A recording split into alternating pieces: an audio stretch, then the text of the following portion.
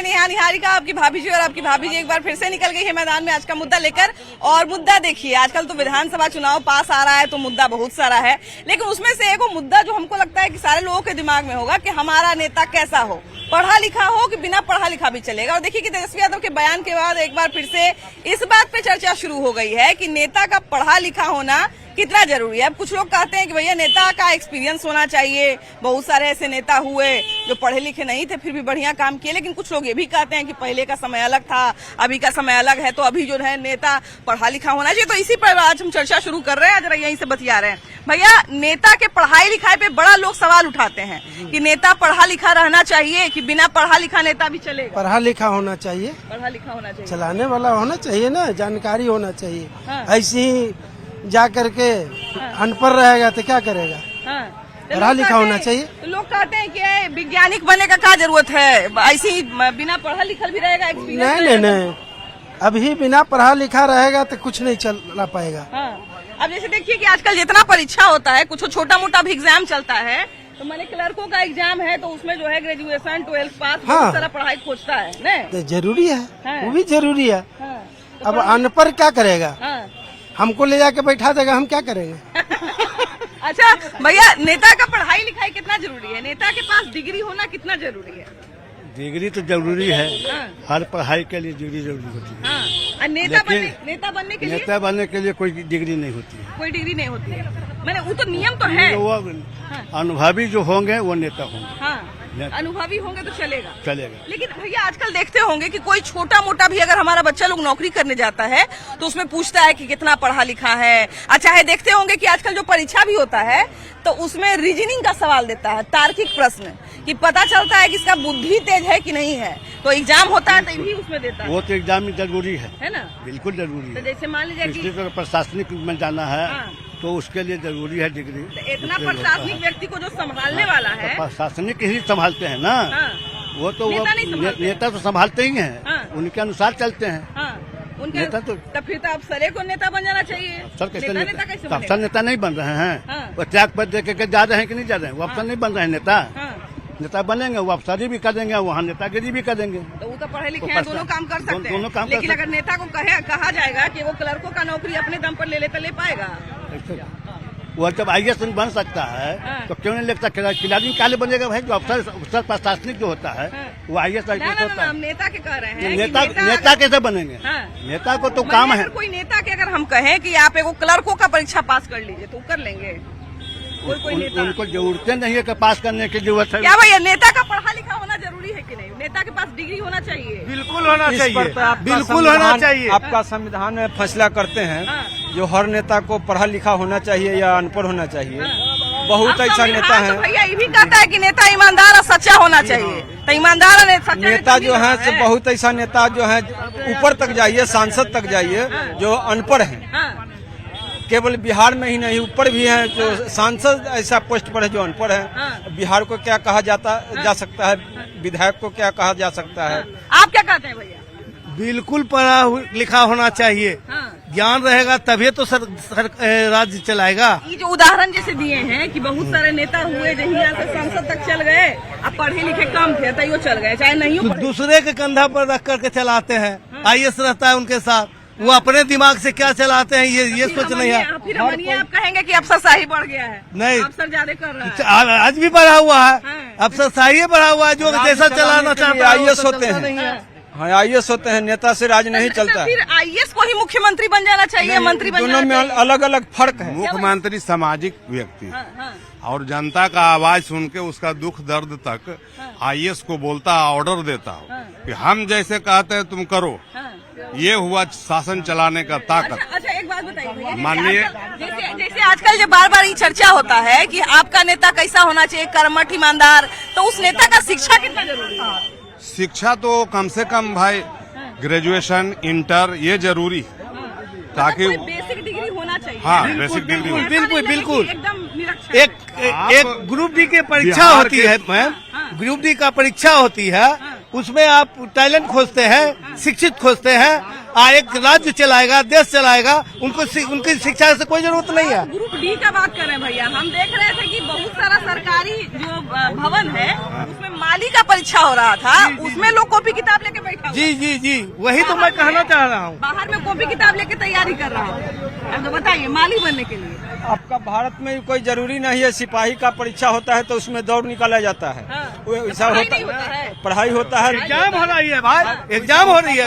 शिक्षित बिहार है, जब आप बोल रहे हैं कि हमारे यहाँ इतना परसेंट शिक्षित है, तो शिक्षित बिहार नेताओं में डिग्री होना कितना जरूरी है? नेता बनने के लिए डिग्री होना कितना जरूरी है? पढ़ा लिखा होना, एक साक्षर पद पर होना कितना जरूरी है? पढ़ा लिखा तो होना चाहिए, जरूरी है।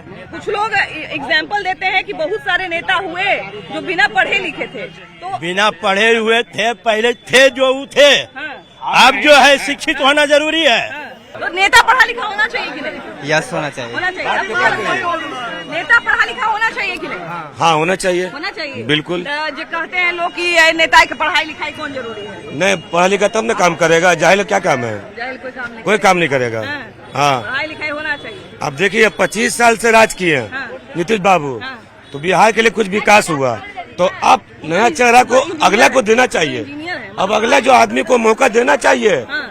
इसलिए देना चाहिए। पढ़ा लिखल को कि कम पढ़ा लिखल भी चलेगा? पढ़ा लिखल को, हाँ। जाहिल को नहीं। अब देखिए कि वृद्ध जनों, दिव्यांग जनों के साथ साथ पत्रकारों का भी पेंशन बढ़ गया, 125 यूनिट बिजली फ्री हो गया, तमाम तरह का रोड, सड़क, नल जल सब कुछ बन ही रहा है। लेकिन उसके अलावा भी जब आप टीवी देखते होंगे, अखबार पढ़ते होंगे और तमाम योजनाओं के बारे में जब सुनते होंगे और जानते होंगे, तब लगता होगा कि अरे इतना काम जब हो ही रहा है तो हमारा भी जो है वो काम मन में चल रहा है कि ये वो कम्मा बिहार में बचा हुआ है, भी मुख्यमंत्री नीतीश कुमार कर ही देते। तो वही मन का बात आज हम जानने निकले हैं और लोगों से जानने निकले हैं, क्योंकि भाई लोग ही है जनता, इन्हीं का काम नीतीश कुमार करते हैं, इन्हीं का काम नीतीश कुमार ने अभी तक अगर मान लीजिए कुछ छूटा हुआ है तो इन्हीं का काम छूटा हुआ होगा। तो इसलिए आज हम सोचे कि जरा इनकी मन की बात को जानते हैं, इन लोगों से पूछते हैं कि बिहार में इतना काम तो हो रहा है, लेकिन अभी भी भैया नीतीश कुमार से कौन सा काम आप चाहते हैं कि हो जाए तुरंत? अब तो नीतीश कुमार को हम कहेंगे कि भाई वो रिटायरमेंट लेके और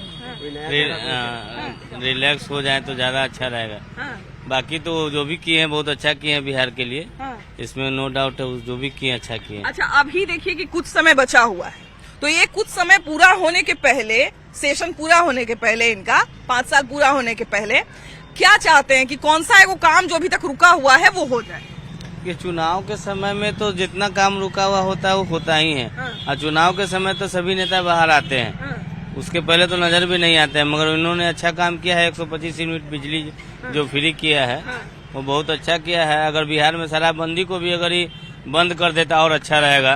बिहार का, हाँ, बिहार का राजस्व आएगा। बंद कहाँ है? जहाँ खोजिए वहाँ मिलता है। अच्छा, एक बात बताइए, हम बोल रहे हैं कि वो बहुप्रतीक्षित काम क्या है जिसका इंतजार आपको है, तो उसमें शराबबंदी को मैं पर्सनल बात बोलूँ, मेरा प्रॉपर घर पातेपुर पड़ता है। वो अपने एरिया में जैसे 3 रेलवे लाइन जैसे मतलब उद्घाटन कर दिए।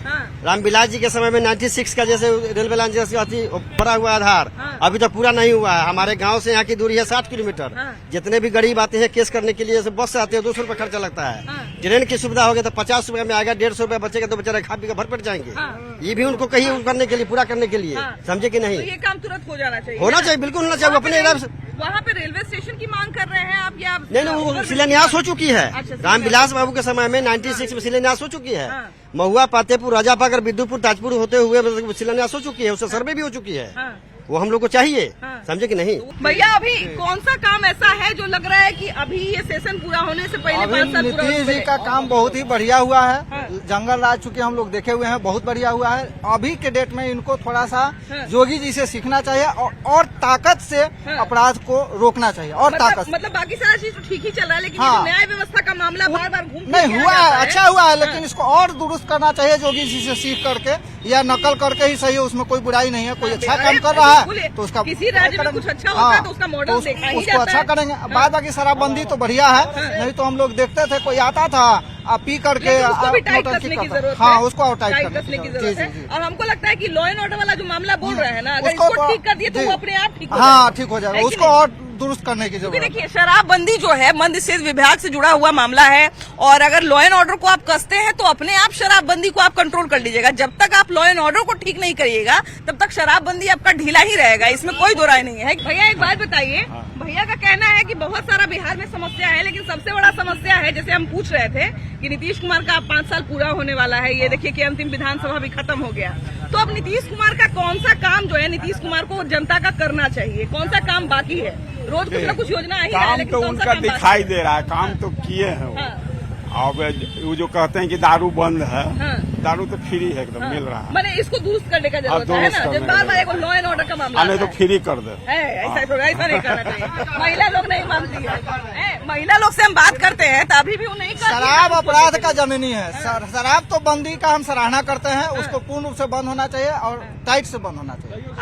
आजकल प्रशांत किशोर भी घूम फिर के कुछ ना कुछ मुद्दा लेके चले आते हैं, है ना, कि ये काम नहीं हुआ है, वो काम नहीं हुआ है, तो उसके हिसाब से अगर मान लीजिए प्रशांत किशोर की हम बात माने तो कौन कौन सा ऐसा काम है जनता का जो तुरंत होना चाहिए? देखिए, हाँ, प्रशांत किशोर सब पार्टी को मजबूर कर दिया हाँ, कि मुद्दों पर राजनीति हो बिहार में। हाँ। और सुनिए ना, प्रशांत तभी 5 किशोर, दिन हवा में निकल गया मानसून सत्र। सुन लीजिए, हाँ, जैसे लॉ एंड ऑर्डर तो जो स्थिति है, हाँ, तो जंगल राज भी शर्मा रहा है। हाँ, एक हाँ, सारा प्रशासन दारू और बालू खोजने में लगा हुआ है, हाँ, जो मुख्य काम है प्रशासन छोड़े हुए हैं। एक हाँ, उनको टाइट करना पड़ा। एक हाँ, उन्होंने कहा कि हमको मौका दीजिए, 20 साल मौका दिया, हाँ, कहते हैं कि 1 करोड़ रोजगार देंगे, हाँ, तो 1 साल में कितना हुआ? हाँ, 20 लाख। 3 महीना बचा हुआ है, 5 लाख रोजगार देते, ये मांग है। और बुजुर्गों को पेंशन अगस्त तक 10 हाँ। लाख पूरा होने वाला है सरकारी हाँ, नौकरी करें। और 20 लाख रोजगार। करें, ये शायद आप डेटा करें देखते होंगे, करें, बताइए। हाँ करें, हाँ। ये मांग है। हाँ, और मान लेते हैं कि अभी कह रहे हैं हाँ, कि हमको मौका दीजिए, हाँ, तो मौका उनको मिला 20 साल। हाँ। तो सब तो मौके 20 साल मांग रहा कम है। नहीं होता। हाँ सब तो मौके मांग रहा है। हाँ, कोई तो ऐसा है जो कहता है कि पलायन मौके ना दो। पलायन रोकना हाँ, बहुत जरूरी है, हाँ। और बेरोजगारी रोकना बहुत जरूरी जरूरी है है। ना? लॉ एंड ऑर्डर, पलायन, बेरोजगारी। अच्छा, आपको किस काम का इंतजार है? नीतीश कुमार के किस काम का इंतजार है कि 5 साल पूरा होने से पहले ये काम हो जाना चाहिए? लॉ एंड ऑर्डर जो लॉ एंड ऑर्डर। हाँ, अभी तो टॉप पर वही मांग है, सबसे बड़ा मांग है ना, सबसे बड़ा मांग है। हाँ। सुनिए ना, हम लोग व्यापारी वर्ग जो है ऑनलाइन से भी हम लोग डिस्टर्ब हो रहे हैं। लोग ऑनलाइन परचेजिंग कर ले रहे हैं, हम लोग बैठे रह जाते हैं, उस पर भी थोड़ा रोक लगे। उसमें भी कुछ कानून जी, वगैरह ऑनलाइन वाले लोग डुप्लीकेट सामान बेच के हमसे सस्ता बेच देते हैं और हम लोग मुंह ताक रहे हैं। अब देखिए कि हमारे हाथ में मोबाइल और सोशल मीडिया आ जाने के बाद बहुत सारा चीज आसान हो गया है और बहुत सारा चीज बदल भी गया है, और सोशल मीडिया का असर तो हमको लगता है कि जानते हैं सारे क्षेत्र पर पड़ गया है। अब ऐसे में पॉलिटिकल पार्टी जो है, राजनीतिक पार्टी जो है, उसके लिए भी बहुत आसान हो गया है, सरकार के लिए भी बहुत आसान हो गया है कि वो अपना सारा योजना को जो है वो घर घर मोबाइल के माध्यम से और सोशल मीडिया के माध्यम से पहुंचा देते हैं। अगर किसी का विरोध करना है तो वो भी बड़ा आसानी से हो जाता है। ऐसे में एक सवाल जो है बार बार उठता है चारों तरफ से कि सोशल मीडिया या मोबाइल के आ जाने से चुनाव पर कितना असर पड़ता है, क्योंकि देखिए पहले जो है कोई नेता जो था वो कुछ भी बोल के रह जाता था, किसी को पता नहीं चल पाता था, लेकिन आजकल जो है 5 मिनट में पूरा बिहार में, कहा जाए पूरा दुनिया में उनका वीडियो वायरल हो जाता है और लोग जो है पता कर लेते हैं कि कौन आदमी क्या बोला है, तो इसका कुछ ना कुछ असर तो पड़वे करता है। भैया ये बताइए कि जब से मोबाइल आ गया है तब से मोबाइल या सोशल मीडिया कहा जाए, मोबाइल पर जो प्रचार प्रसार होता है उसका चुनाव पर क्या असर पड़ता है?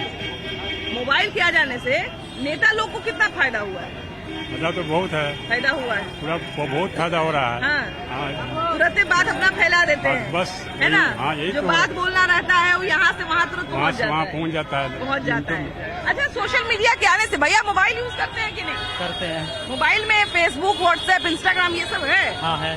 अच्छा भैया ये बताइए कि अभी मोबाइल आ जाने से, जो सोशल मीडिया होता है वो आ जाने से हमारा जीवन देखिए कितना आसान हो गया है ना? सारा चीज जब मन करता है जहां मन वहां का न्यूज ले लेते हैं, लेकिन ये सब चुनाव पर कितना असर डालता है? आजकल देखते होंगे कि पार्टी वार्टी वाला, चुनाव वाला भी जो है अपना प्रचार प्रसार सब मोबाइले पे करता है। बहुत ज्यादा असर डालता है। असर करता है। हाँ। उन लोगों को क्या फायदा होता है इससे? किसको फायदा होता है? फायदा नहीं होता है किसको? मतलब राजनीतिक पार्टी जो रहते हैं हाँ। या नेता जो रहते हैं उनको कितना फायदा होता है इसका, सोशल मीडिया का? फायदा होगा ना, जो भी अपनी इन्फॉर्मेशन होती है तुरंत पहुंचा देते हैं, ज्यादा से ज्यादा तेजी से पहुंच जाता है लोगों चाहे के कोई पास। विरोधी नेता का वीडियो वायरल करवाना रहता है, कोई बात वायरल करवा वो भी जल्दी हो जाता है ना? वो भी जल्दी तेजी से पहुंच जाता है। पहले के नेता के बारे में हम लोग सुनते थे कि फलाना नेता ये बोलते हैं, फलाना नेता वो बोलते हैं। अब अभी ये सोशल मीडिया के माध्यम से तुरंत पता चल जाता है। हाँ बिल्कुल। है ना। अच्छा, अभी देखिए कि सोशल मीडिया के आ जाने से बहुत सारा बदलाव भी है। भैया, आप मोबाइल यूज करते हैं कि नहीं? हाँ, मोबाइल में क्या क्या चलाते हैं? सब चीज फेसबुक इंस्टाग्राम ये सब चीज चलाते हैं। हाँ। अच्छा, ये बताइए भैया कि सब फेसबुक, इंस्टाग्राम, व्हाट्सएप, ये सब का चुनाव पे कितना असर पड़ता है? बहुत असर पड़ता है। असर पड़ता है। हाँ। कैसे? कोई भी लगा रहा है अभी बीजेपी जीतेगा कि आरजेडी जीतेगा, हाँ। सब लगा रहा है इलेक्शन के बारे में। हाँ। तो उसमें वोटिंग गिर रहा है कौन जीतेगा। आजकल रील्सो देखते होंगे तो उसमें खाली रील से मैडम वही भरा हुआ है अभी, वही भरा हुआ है। पूरा माहौल बदलल है। रील्स के चक्कर में इतना है ना कि जो भी देख रहा है वही देख रहा है। हाँ। अच्छा, तो ये बताइए कि सब जो चुनाव होता है, ये सब पार्टी उटी सब रहता है, तो ये अपना सोशल मीडिया पर भी प्रचार करता है ना? मतलब करता है मैडम, बहुत फायदा होता है कि लोग देख के भूल जाता है। उसके जो अति रहते आदमी रहते वो लोग प्रचार करते हैं। हाँ, फायदा होता है। फायदा होवे करता है मैडम। पहले लोग चुनाव प्रचार करने के लिए घरे घर आता था। अब मैडम मोबाइल से ही हो जा रहा है प्रचार, अब घर जाने की क्या जरूरत है। मोबाइल से हो जा रहा है हाँ, ना? अब अभी आप मोबाइल खोले तो देखिए आपको दिखा रहा होगा कि बीजेपी जीतेगा कि आरजेडी जीतेगा। हाँ, बस ये मोबाइल पर सब। अच्छा, मोबाइल और सोशल मीडिया के आ जाने से देखिए कि बहुत सारा चीज आसान भी हो गया है, बहुत सारा चीज बदल भी गया है। भैया, ये बताइए कि आजकल मोबाइल वगैरह यूज करते हैं कि नहीं? हाँ, यूज करते हैं। मोबाइल में फेसबुक होता है, व्हाट्सएप होता है, ये सब यूज करते हैं? यूज करते हैं। अच्छा, ये बताइए कि अभी के समय में जो चुनाव लड़ रहे हैं या जो पार्टी है, उन सब पर कितना असर पड़ता है सोशल मीडिया का, मोबाइल का? सोशल मीडिया पे असर पड़ता है। पड़ता है। आजकल देखते होंगे कि सोशल मीडिया पर भी खूब सारे नेता अपना प्रचार करते हैं। हाँ, ऐसा ही ना? कर रहे हैं। नेता प्रचार करते हैं, तो क्या उनको फायदा मिलता है उस चीज का? फायदा भी है उससे। फायदा भी है। हाँ, फायदा भी है। फायदा है, तुरंत अपना जहाँ मने वहाँ इन्फॉर्मेशन पहुँचा हाँ। रही है ना? जो मने सोशल मीडिया का जमाना है अभी। हाँ, ये सब सोशल मीडिया का आजकल चुनाव पे कितना असर पड़ता है? असर तो है मैडम, बहुत है, लेकिन काम जो है अभी बहुत स्लो काम हो रहा क्योंकि है। आजकल देखते होंगे कि आजकल किसी नेता को अपना कोई बात पहुंचाना है, किसी नेता को कोई सूचना जारी करना है, किसी नेता को कोई जनता को ऑफर देना है, जनता के सामने कोई ऑफर रखना है, तो वो अपने सोशल मीडिया से ही बता देते हैं। बस उसी का आ रहा है, एनडीए का समूचा सब इस पर आ रहा है, सारा मोबाइल का टोटल आ एनडीए रहा का भी आता होगा, देखिए जी, कि जी। समय समय पर कटाक्ष भी लोग करते रहता है, वीडियो जी, बना के जी, दूसरे सब पर। ये- उसका असर पड़ता है। है। असर क्या पब्लिक का देखिए, जैसे बेरोजगारी बहुत हो गया पहले है। लोग प्रणाम करने घर पर आते थे, जी, अब अभी नहीं। भी आते हैं। नहीं, अभी भी आते हैं, लेकिन अब मोबाइल के कारण बहुत सारा चीज आसान हो जी, गया है। जी। अब जैसे मान लिया जाए कि हम आपके विरोध में चुनाव लड़ रहे हैं, आपको हमको बदनाम करवाना है, तो आपके खिलाफ हम वीडियो वायरल करवा देंगे, बस वही वीडियो जारी करवा देंगे। वीडियो जारी हो जा रहा ये भी है, एक उसमें असर है है ना? ये भी एक असर एक तरह का। कहाँ से भैया आप? पूर्णिया से। पूर्णिया से। अच्छा भैया, ये बताइए कि अभी के समय में देखिए हम लोग सब सोशल मीडिया यूज करते हैं, मोबाइल यूज करते हैं। हमको लगता है कि एक अभिन्न अंग बन गया है सोशल मीडिया हमारे लिए। लेकिन ये सोशल मीडिया अभी के समय में चुनाव पर कितना असर डालेगा? क्योंकि सोशल मीडिया के माध्यम से भी बहुत सारा चुनाव प्रचार भी होता है आजकल देखिए कि अगर अपने विपक्षी को हराना है तो उसके खिलाफ साजिश भी कुछ न कुछ सोशल मीडिया से भी होता है। तो ये सब कितना असर डालता है चुनाव पर? असर तो डालता है, लेकिन काम पे इस बार वोट देगा, नौकरी रोजगार पे वोट मिलेगा इस बार। प्रचार प्रसार भी तो देखिए मायने रखता है ना? प्रचार प्रसार देख रहे हैं, सब खूब कर रहा है। प्रचार प्रसार ऐसे होता है, मतलब इस बार काम पे वोट देगा, नौकरी रोजगार शिक्षा पे वोट मिलेगा। कहते हैं कि यही बोली जो है वो पान खिलाता है, यही बोली लात खिलाता है। मैंने कहने का मतलब ये है कि यही बोली बोल के जो है आप किसी का मन जीत सकते हैं, और यही बोली बोल के किसी का मन आहत कर सकते हैं। आज जब भी हम लोग कोई भाषा बोलते हैं तो कहते हैं कि संसदीय भाषा बोलना चाहिए, माने जो सबको अच्छा लगे, सबके लिए जो सही हो। लेकिन जानते हैं संसद में ही जाके या विधानसभा में ही जाके अक्सर नेताजी लोग जो हैं वो अपने भाषा का मर्यादा भूल जाते हैं। अब चर्चा हो रहा था SIR पर, और भाषा की मर्यादा इतनी नीचे गिर गई कि मैंने आम लोग भी सुन के बोल रहे थे कि सही में हमारे नेताजी हैं, जिनको हम लोग सारे पूरे बिहार प्रदेश से अलग अलग जगह से चुन के भेजे हैं, कि कोई और लोग हैं। भैया, जिस तरह की भाषा का प्रयोग विधानसभा में हो रहा है, एक बार सुन के कंफ्यूज हो जाते होंगे कि ये नेताजी ही लोग हैं या फिर कोई और हैं। देखिए, ये बहुत जनता के लिए और बिहार के लिए दुर्भाग्य की बात है कि जिसको यहाँ की जनता चुन के भेजती है अपनी समस्याओं के समाधान के लिए, बिहार के प्रगति के लिए, और वहाँ जा कर के ये लोग नौटंकी करते हैं। टोटली इट इज़ जो है ना फैब्रिकेटेड होता है। सब लोग आपस में ये लोग एक हैं, बुद्धू बनाते हैं यहाँ के जनता को। ये लोग पोलराइज करते हैं कास्ट बेसिस पे, ठीक है ना, कि हमारा कास्ट का वो जनता लोग उनको हीरो बनाता है और हमारे जात के लोग, ये यहाँ का हम लोग का नरेशन एक बन गया है कि वो कुछ भी बोले तो हम उसको हीरो बना देते हैं, चाहे किसी भी जाति का हो। अच्छा देखिए कि कल जिस तरह से तेजस्वी यादव भी वैसे ही भाषा का इस्तेमाल किया और सम्राट चौधरी भी का, और तेजस्वी यादव तो ऐसी बात बोले जो हम अभी रिपीट भी नहीं कर सकते हैं चैनल पे। तो इस तरह की भाषा क्या किसी नेता को शोभा देती है, वो भी संसद में, या फिर कहा जाए विधानसभा में, जहाँ पे कहा जाता है कि मंदिर है वो लोकतंत्र का, वहाँ पर? देखिए, निश्चित रूप से किसी भी व्यक्ति को अमर्यादित भाषा को इस्तेमाल नहीं करना चाहिए, चाहे कहीं पर भी है। और खास करके जहाँ लोकतंत्र का मंदिर बोला जाता है विधानसभा, वहाँ पर पूरा बिहार को, जनता को जनहित की बात करने की बात होती है, वहाँ पर अमर्यादित भाषा का उपयोग होता है। ये बहुत निंदनीय है, चाहे वो प्रतिपक्ष नेता तेजस्वी यादव हो या डिप्टी सीएम सम्राट चौधरी हो। अब ये देखें, विधानसभा में मुद्दा बेहीन बात कही, अरे भाई बिहार की मुद्दा पर बात करें ना आप, कि बिहार कैसे तरक्की हो।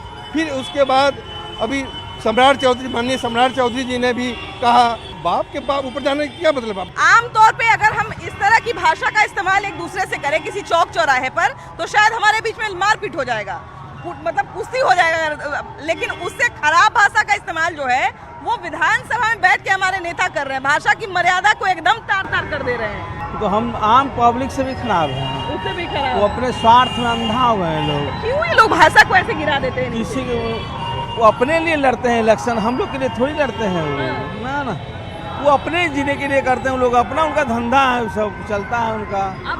अब सम्राट चौधरी बोले तेजस्वी यादव तो पलट के तुरंत बोल देते हैं। ऐसा ही लोग एक दूसरे को बोलते हैं, उसको वो बोलेंगे, उसको वो बोलेंगे, वो जो बोलेगा उससे गिरा हुआ फिर बोलेगा, फिर उससे गिरा हुआ बोलेगा, इस तरह से। बस एक उतनी बड़ी जगह पे जाकर के आप गाली गलौज कर रहे हैं, ये भी नहीं पता है कि किस जगह पे। सबसे पहले तो पता होना चाहिए किस जगह पे है, कहाँ पे कौन सा भाषा का यूज, मर्यादा क्या है, किस जगह पे किस चीज का यूज करना चाहिए पता होना चाहिए। जब यही नहीं है तो आप जनता को कैसे आप चलाओगे? इतना सारा जो आपके ऊपर ट्रस्ट कर रहा है, तो उसका फिर तो आप ट्रस्ट मार रहे हो फिर तो। बिल्कुल बिल्कुल यही हो रहा है। इतने बड़े बड़े नेता है बिहार के, वो बहुत सारे लोगों के आइडियल है, बहुत यहाँ पे जो है वो हीरो वर्शिप किया जाता है नेता। आइडियल क्यों है? आइडियल है जाति के नाम पे, कि हम यादव है तो हम यादव का रहेंगे, हम कुर्मी है तो कुर्मी का रहेंगे। आइडियल इसी पे है। तो मान लिया कि ठीक है, चलिए किसी नाम पे आइडियल हो, लेकिन आप है ना आइडियल, तो आपको कम से कम ऐसा बना के रखना चाहिए ना कि जब लोग जो आपको देख रहे हैं वो आपसे अच्छा बात सीख सके। बिल्कुल नहीं गाली देना चाहिए। गाली गलौज का नाम सुन के तो ऐसे भी आदमी म्यूट हो जाता है, काहे कि उसको लगता है कि भाई पहिलका आदमी गाली दे रहा है तब हम क्या बोले। लेकिन संसद में उल्टा होता है, वहाँ पर क्या होता है कि एक गाली फलना बाबू दिए तो दूसरा बाबू जो है उसे तनी और खराब गाली देंगे, उसे तनी और खराब भाषा का इस्तेमाल करेंगे। तो भैया जी, हमारा नेता लोग से तो यही रिक्वेस्ट है जनता की तरफ से भी कि तनी भाषा का मर्यादा बना के रखिए। भैया सब आपको देख रहा है, लाखों लाख समर्थक है, क्या सीखेगा, क्या सोचेगा आपके बारे में? इसलिए भाषा का मर्यादा बना के रखिए, है ना। बाकी आपकी इस पर क्या राय है जरूर बताइएगा। वीडियो जर्नलिस्ट मनीष जुनेजा के साथ आपकी भाभी जी। Bye bye.